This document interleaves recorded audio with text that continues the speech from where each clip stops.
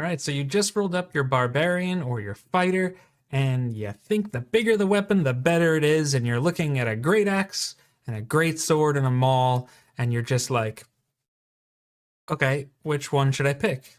Obviously, one of them might just be more fun for you, and if that's the case, just pick that one because the point of playing a game is to have fun. But if you want to take a quick look at the numbers here, I'm going to walk you through it. I'm Jake from JNJtabletop. Let's get started.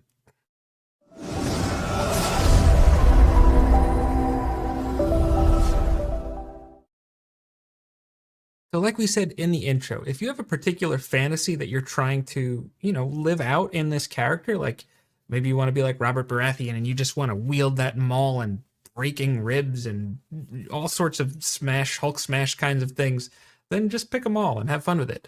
But if you're just trying to get like the most out of the math in this game, well, then it comes down to understanding why you would pick a D12 and why you would pick a 2D6. And this actually is a common thing throughout Dungeons & Dragons history.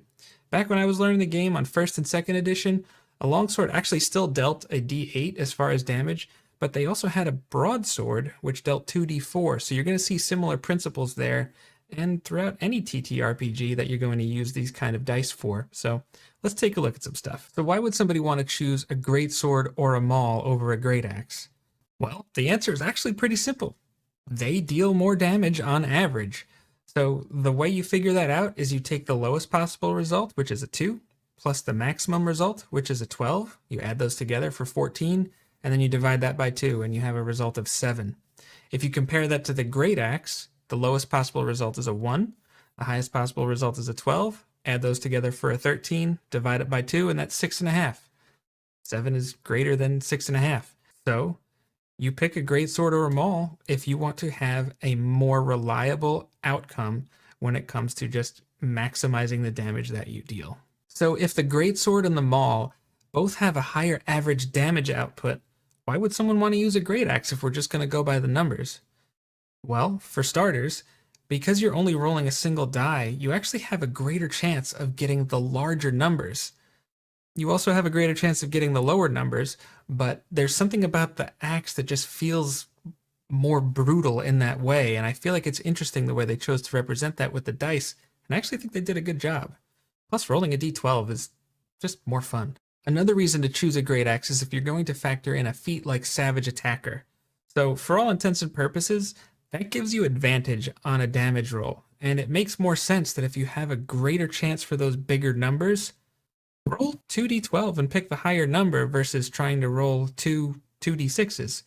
You're going to notice that the greataxe is going to start to outperform things there. So the other thing that gets interesting with the greataxe is critical hits. So if you're a barbarian and you have the brutal critical feature, or say you're a half-orc and you have the savage attacks feature, you roll an additional damage die when you score a critical hit.